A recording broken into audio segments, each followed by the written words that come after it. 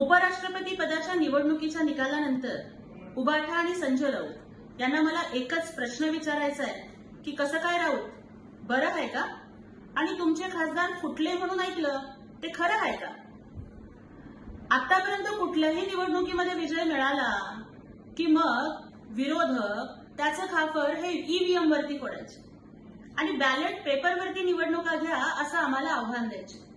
कालच्या निवडणुका तर बॅलेट पेपरवरती झाल्या तरी सुद्धा नियोजित मतांपेक्षा 14-15 मतं जास्त मिळवून महाराष्ट्राचे राज्यपाल सी.पी. राधाकृष्णन साहेब हे देशाच्या उपराष्ट्रपती पदावरती विराजमान झाले.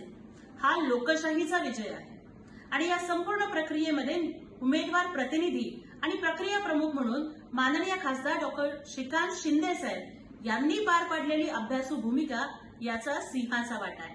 त्यामुळे या लोकशाहीच्या विजयाला शिंदेशाही साथ सुद्धा आहे असं म्हटलं तर त्यात वावगं ठरणार नाही. पण राऊतांची बेताल बडबड आज पुन्हा सुरू झाली. त्यांनी शहाणपणा काढला. अहो राऊत, पण तुम्ही दीड शहाणे आहात त्याचं काय? आणि मराठीत म्हण आहे, अति शहाणा त्याचा बैल रिकामा. आणि तुम्ही तर तुमच्या बेताल बडबडीमुळं पूर्ण पक्ष रिकामा करून टाकला तरी सुद्धा थांबत नाहीत, तर तुमचं काय करायचं? खरं तर माननीय श्रीकांत शिंदे साहेब हे कालच बोलले की समझने वाले को इशारा काफी है. आम्ही म्हणत नाही हो, पण सोशल मीडियावरती चर्चा आहे की जे खासदार फुटले त्यात महाराष्ट्राचे खासदार होते आणि त्यामध्येही उबाठा आणि शरद पवार गटाचे खासदार होते. याला हे लोक उत्तर काय देणार?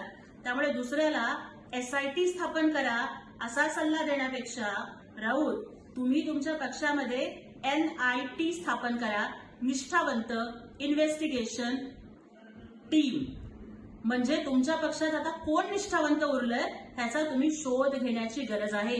थोड्या दिवसांनी उद्धव ठाकरे, रश्मी ठाकरे, आदित्य ठाकरे आणि तुम्ही एवढेच लोक उभाठात उरणार आहात. कारण माझं कुटुंब माझी जबाबदारी करत राहिलं की एवढंच राहील. राहता राहिला गोष्ट शहाणपणाचा. तर राऊत, तुम्ही ही जी शानपट्टी करताय ना ती आता बंद करा, अन्यथा महाराष्ट्राची जनता तुम्हाला पानपट्टीवर सुद्धा बसायच्या लायकीची सोडणार नाही.